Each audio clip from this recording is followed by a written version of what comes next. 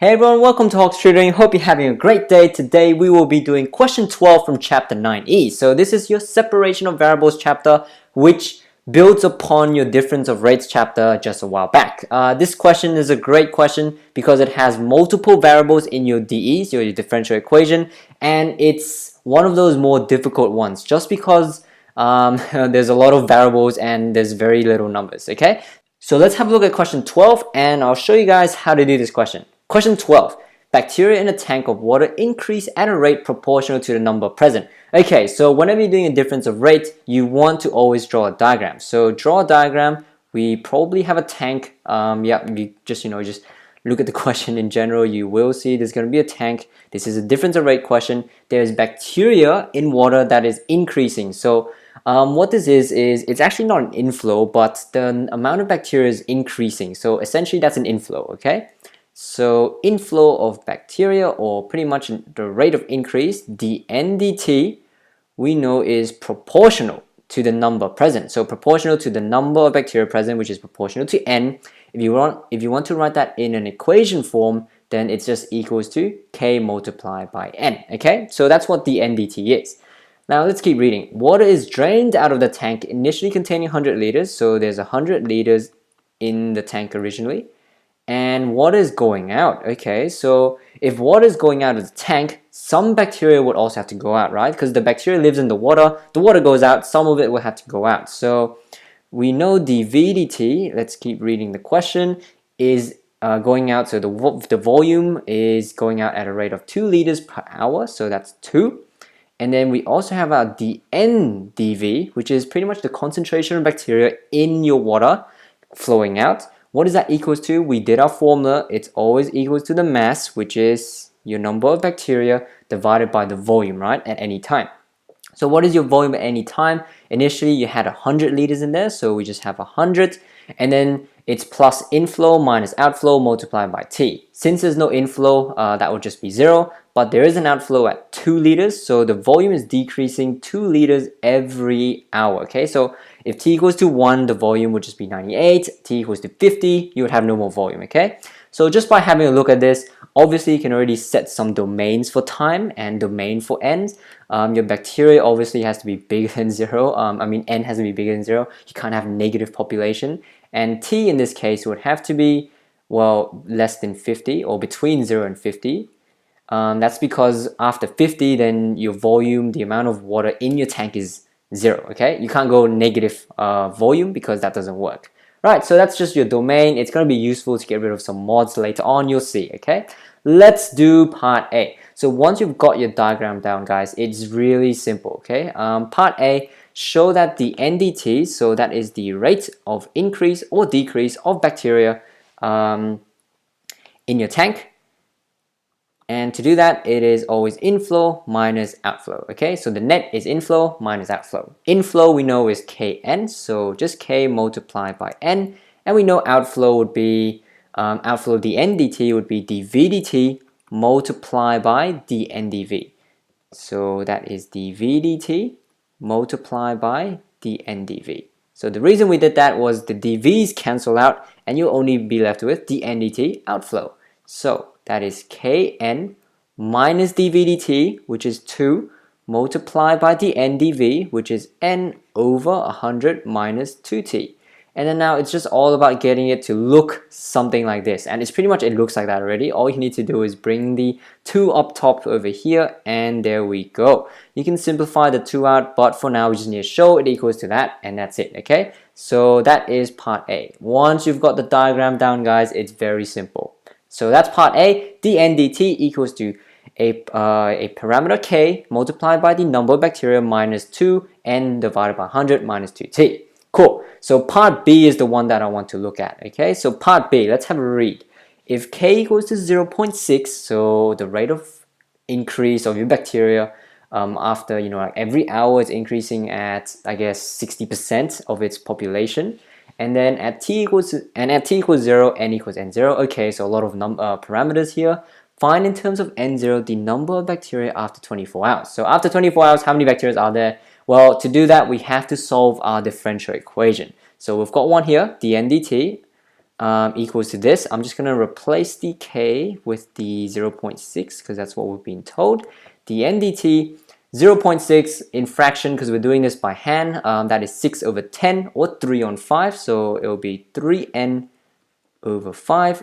I'm going to simplify the 2 out as well. So that will just be n over 50 minus t. Okay, so this is what we have. dn dt equals to that. That's our dE. Okay, the problem when you're solving for this is there are 2 variables on your right hand side.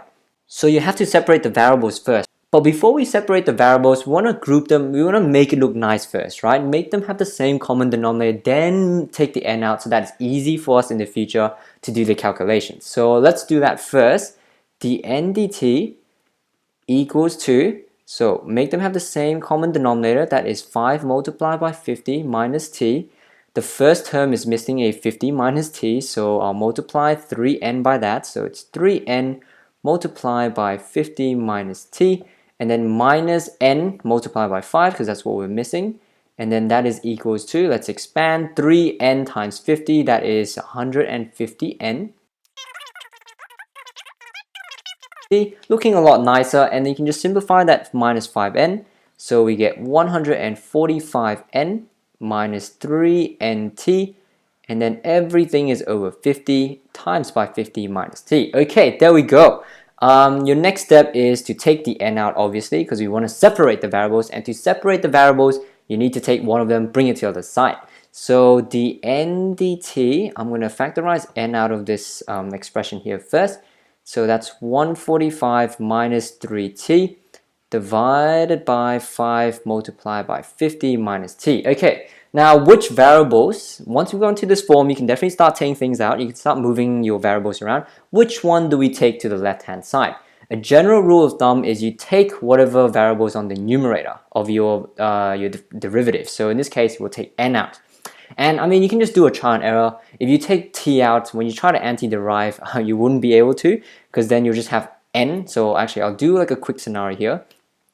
The n dt, if you were to take t out, I'm just going to classify this as like a t, and then you'll have equals to n. And then when you try to anti-derive both sides in terms of, in this case, n, you can't do the left-hand side. You can't anti-derive left-hand side, because that's the dn and the dt's don't cancel out, okay? So we take the n out. So if you want to, I guess, have a better understanding of separation variable, I've also made a topic video on that. I'll put in the link below or the pop-up above. Make sure you check that out if you're still confused. But let's keep moving on. We'll move the n over, so we get 1 over n dn dt.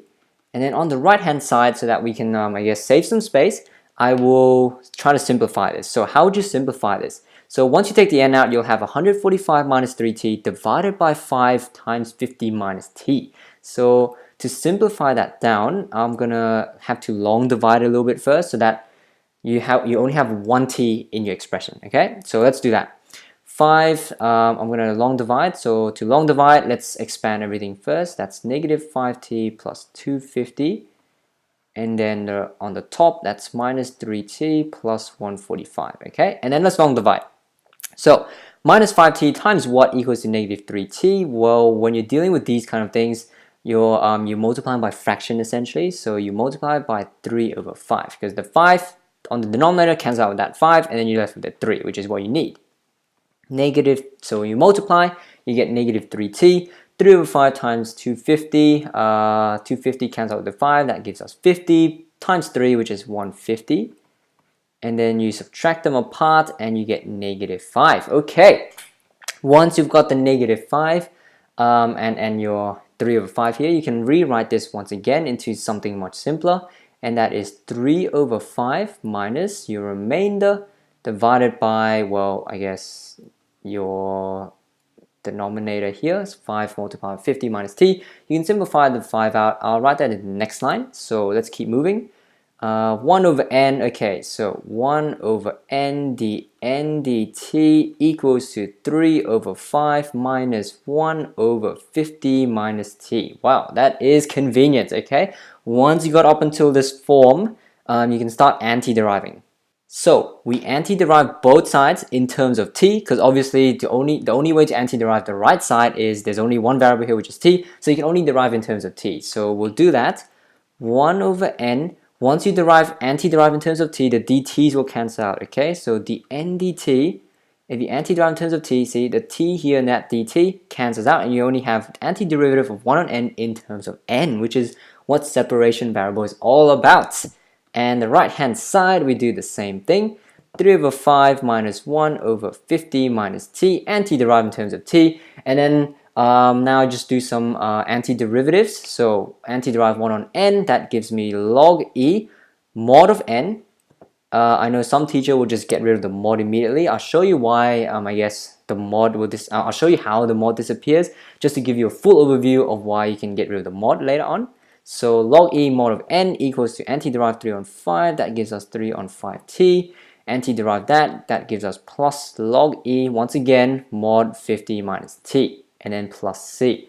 Okay, so how do you get rid of the mod? That's probably the question that you've probably been begging for an answer for. Well, we set our domain earlier, right? So you look over here. N has to be bigger than 0, t has to be between 0 and 50, or else your volume or your population wouldn't exist, right? So you can't get negative volume, can't get negative population. So in this case, since n is always bigger than 0 anyway, then you only need to take the positive mod, so the positive n.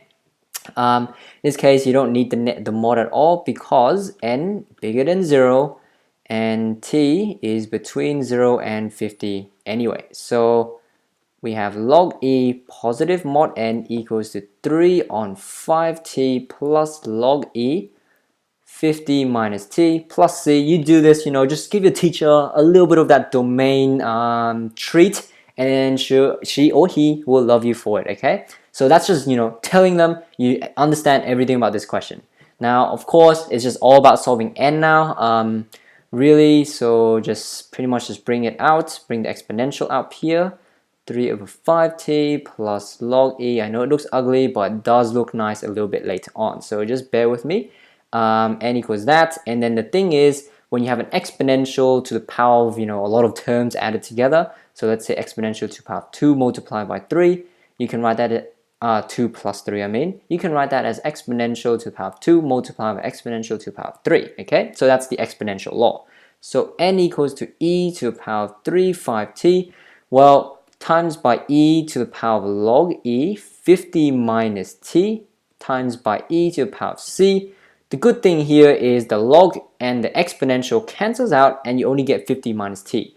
And then the EC, you can write that as a, because e to the power of c is a constant, make it a constant a, just to make it look nice. And then you multiply that 50 minus t because the e exponential log cancels, and then multiply by your last term, e to the power of 3 5t, because you can't do anything with that. And there you go, that's your number of bacteria population model in terms of time.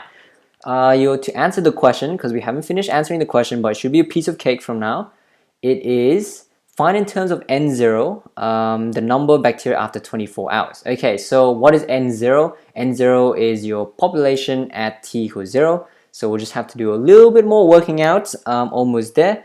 When t equals 0, n equals to n0. So in this case, sub n equals n0, and then sub t equals 0, and you get, over here, 50. And then this will just be e to the power of 0, you sub in t equals 0. So therefore, a equals to n0 divided by 50. And therefore, chuck it back in here, that is a equals to n0 over 50 multiplied by 50 minus t times exponential 3 over 5t. And then now you need to find the number of bacteria after 24 hours.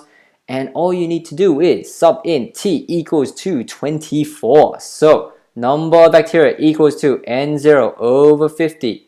50 minus 24 would be 26. And then exponential 3 over 5 times by 24. And that should give us, well, let's see, 26 divided by 50, that's 13 on 25. You can't do anything for n0. The question actually asks you to solve for n0, to find the number of bacteria in terms of n0, so that's fine. And then now you just need to multiply 24 by 3, quick maths, that should give you 72 over 5. And there we go, guys. The answer is 13 over 25 times n0 times by exponential to the power of 72 over 5. And that is our final answer for this question. So hopefully you found this video useful, guys. If you did, make sure you leave a thumbs up because that would be really helpful. Aside from that, guys, thank you for watching and I'll see you in the next video.